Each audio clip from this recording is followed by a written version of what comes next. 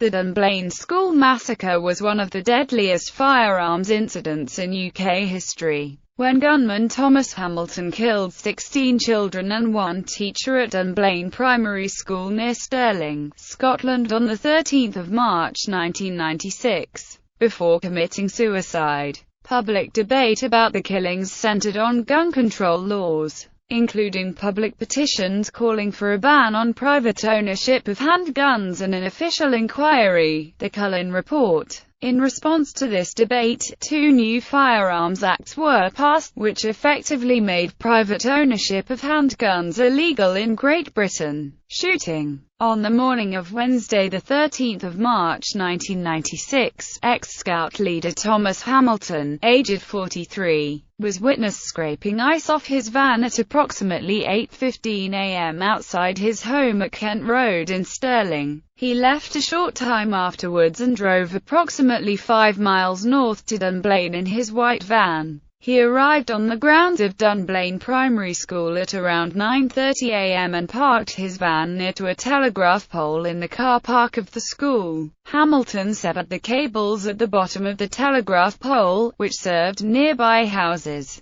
with a set of pliers before making his way across the car park towards the school buildings. Hamilton headed towards the northwest side of the school to a door near toilets and the school gymnasium. After gaining entry, he made his way to the gymnasium armed with 4 legally held handguns, 2 9mm Browning HP pistols and 2 Smith & Wesson M19 357 Magnum revolvers. He was also carrying 743 cartridges of ammunition. In the gym was a class of 28 Primary 1 pupils preparing for a PE lesson in the presence of 3 adult members of staff. Before entering the gymnasium, it is believed he fired 2 shots into the stage of the assembly hall and the girls' toilet. Upon entering the gymnasium, Hamilton was about to be confronted by Aileen Harold, the PE teacher in charge of the lesson, before he started shooting rapidly and randomly. He shot Harold, who sustained injuries to her arms and chest as she attempted to protect herself, and continued shooting into the gymnasium. Harold managed to stumble into the open-plan store cupboard at the side of the gym along with several injured children. Gwen Mayer, the teacher of the Primary 1 class, was shot and killed instantly.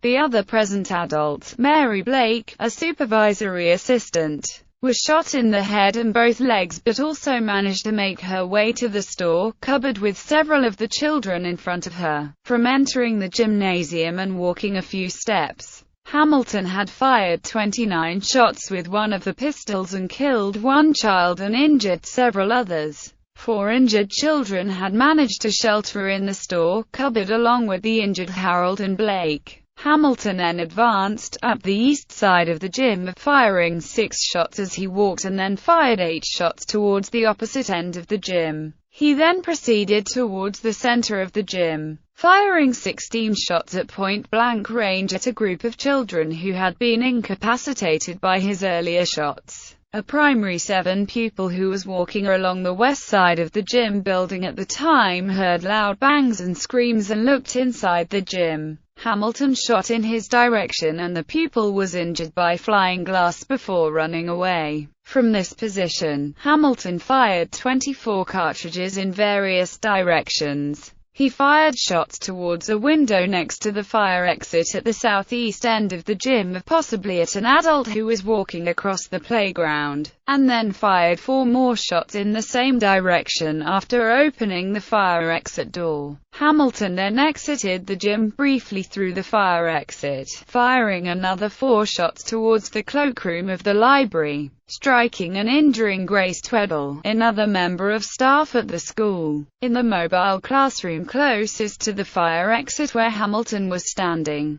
Catherine Gordon saw him firing shots and instructed her Primary 7 class to get down onto the floor before Hamilton fired 9 bullets into the classroom, striking books and equipment. 1 bullet passed through a chair where a child had been sitting seconds beforehand. Hamilton then re-entered the gym, dropped the pistol he was using, and equipped himself with one of the 2 revolvers.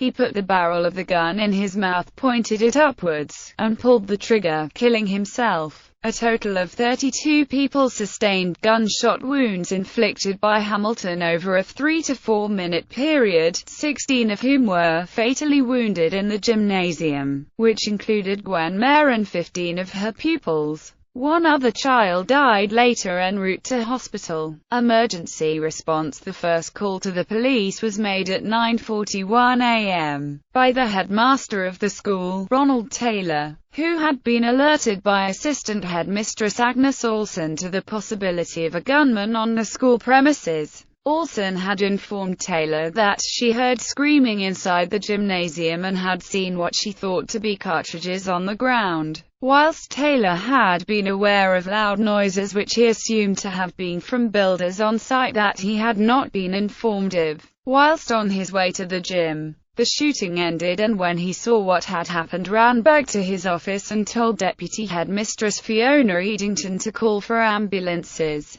which was made at 9:43 a.m. The first ambulance arrived on the scene at 9:57 a.m. In response to the call made at 9:43 a.m., another medical team from Dunblane Health Centre arrived at 10:04 a.m., which included doctors and a nurse, who were involved in the initial resuscitation of the injured. Medical teams from the health centres in the nearby towns of Doon and Callander arrived shortly afterwards. The Accident and Emergency Department at Stirling Royal Infirmary had also been informed of a major incident involving multiple casualties at 9:48 a.m., and the first of a number of medical teams from the hospital arrived at 10:15 a.m. Another medical team from the Falkirk District Royal Infirmary arrived at 10:35 a.m. By approximately 11:10 a.m., all of the injured victims had been taken to Stirling Royal Infirmary for medical treatment. One victim died en route to the hospital. Upon examination, several of the patients were transferred to Falkirk District Royal Infirmary in Falkirk and some to the Royal Hospital for Sick Children in Glasgow. Along with the 1987 Hungerford massacre and the 2010 Cumbria shootings, it remains one of the deadliest criminal acts involving firearms in the history of the United Kingdom. Perpetrator. There had been a number of complaints to police regarding Hamilton's behaviour towards the young boys who attended the youth clubs he directed.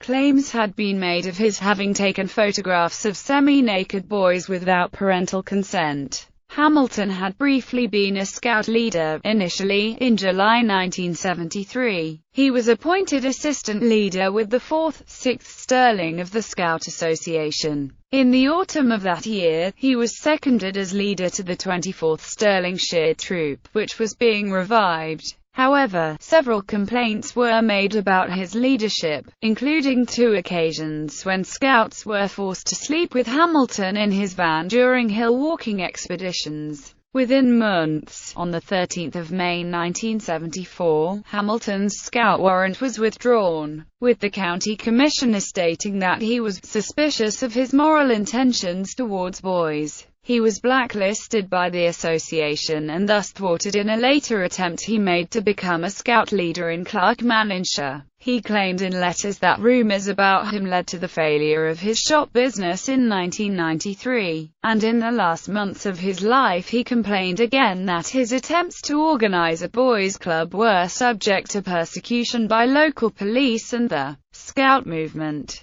Among those to whom he complained were the Queen and the local Member of Parliament, Michael Forsyth. In the 1980s, another MP, George Robertson, who lived in Dunblane, had complained to Forsyth about Hamilton's local boys' club, which his son had attended. On the day following the massacre, Robertson spoke of having argued with Hamilton, "in my own home." On the 19th of March 1996, 6 days after the massacre, the body of Thomas Hamilton was cremated in a private ceremony. Political impact. Gun control. The Cullen inquiry into the massacre recommended that the government introduce tighter controls on handgun ownership and consider whether an outright ban on private ownership would be in the public interest. In the alternative, The report also recommended changes in school security and vetting of people working with children under 18. The Home Affairs Select Committee agreed with the need for restrictions on gun ownership but stated that a handgun ban was not appropriate. A small group, known as the Gun Control Network, was founded in the aftermath of the shootings and was supported by some parents of victims at Dunblane and of the Hungerford massacre. Bereaved families and their friends also initiated a campaign to ban private gun ownership, named the Snowdrop Petition, which gained 705,000 signatures in support and was supported by some newspapers, including the Sunday Mail, a Scottish newspaper whose own petition to ban handguns had raised 428,279 signatures within 5 weeks of the massacre. In response to this public debate, the then-current Conservative government of John Major introduced the Firearms Act 1997, which banned all cartridge ammunition handguns with the exception of .22 caliber single-shot weapons in England, Scotland and Wales. Following the 1997 general election, the Labour government of Tony Blair introduced the Firearms Act 1997, banning the remaining .22 cartridge handguns in England, Scotland and Wales, and leaving only muzzle-loading and historic handguns legal, as well as certain sporting handguns that fall outside the Home Office definition of a handgun, because of their dimensions. The ban does not affect Northern Ireland, the Isle of Man, or the Channel Islands. Security in schools, particularly primary schools, was improved in response to the Dunblane massacre and 2 other violent incidents south of the border which occurred at around the same time. The murder of Philip Lawrence, a head teacher in London, and the wounding of 6 children and Lisa Potts, a nursery teacher, at a Wolverhampton nursery school. Many schools put up high perimeter fences and door entry systems which exist to this day. Criticism of the judiciary evidence of previous police interaction with Hamilton was presented to the Cullen inquiry but later sealed under a closure order to prevent publication for 100 years. The official reason for sealing the documents was to protect the identities of children, but this led to accusations of a cover-up intended to protect the reputations of officials. Following a review of the closure order by the Lord Advocate, Colin Boyd, edited versions of some of the documents were released to the public in October 2005. 4 files containing post-mortems, medical records and profiles on the victims, as well as Thomas Hamilton's autopsy, remained sealed under the 100-year order to avoid distressing the relatives and survivors. The release documents revealed that in 1991, following Hamilton's Loch Lomond summer camp, complaints were made to Central Scotland Police and were investigated by the Child Protection Unit. Hamilton was reported to the Procurator Fiscal for consideration of 10 charges, including assault, obstructing police and contravention of the Children and Young Persons Act 1937. No action was taken. Media coverage. Books 2 books, Dunblane, Our Year of Tears by Peter Samson and Alan Crowe and Dunblane, Never Forget by Mick North, both give accounts of the massacre from the perspective of those most directly affected.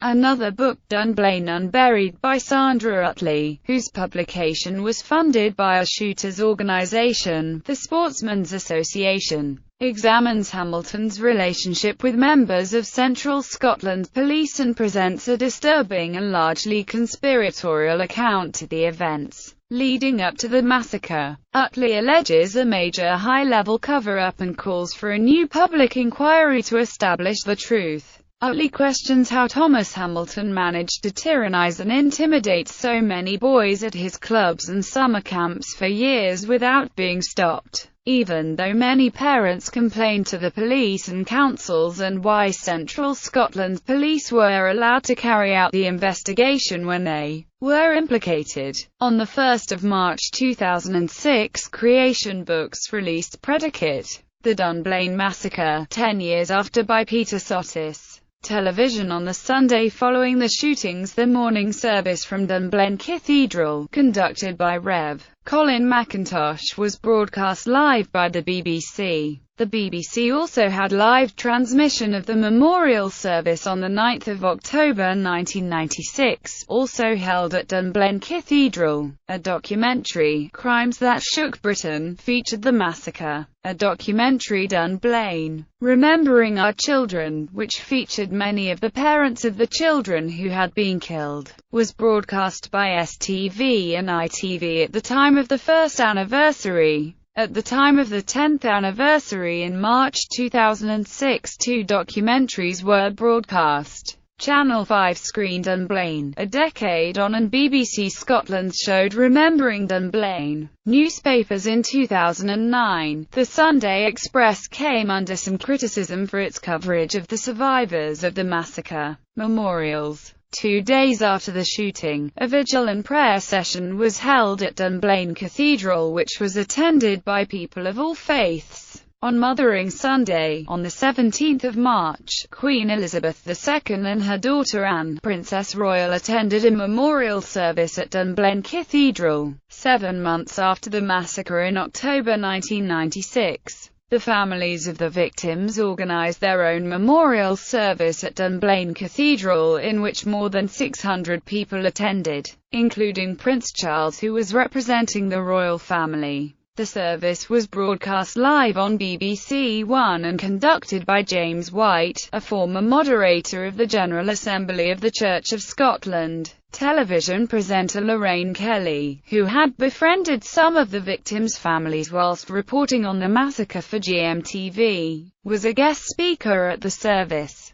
In August 1997, 2 varieties of rose were unveiled and planted as the centrepiece for a roundabout in Dunblane. The 2 roses were developed by Cocker's Roses of Aberdeen, the Gwenmere Rose and Innocence Rose, in memory of the children killed. A snowdrop originally found in a Dunblane garden in the 1970s was renamed Sophie North, in memory of one of the victims of the massacre. The gymnasium at the school was demolished on the 11th of April 1996 and replaced by a memorial garden. 2 years after the massacre, on the 14th of March 1998, a memorial garden was opened at Dunblane Cemetery, where Gwenmere and 12 of the children who were killed are buried. The garden features a fountain with a plaque of the names of those killed. Stained glass windows in memory of the victims were placed in 3 local churches: St Blaine's and the Church of the Holy Family in Dunblane and the nearby Lacropt Kirk, as well as at the Dunblane Youth and Community Centre. The National Association of Primary Education commissioned a sculpture, Flame for Dunblane, created by Walter Bailey from a single yew tree, which was placed in the National Forest, near the village of Moira, Leicestershire.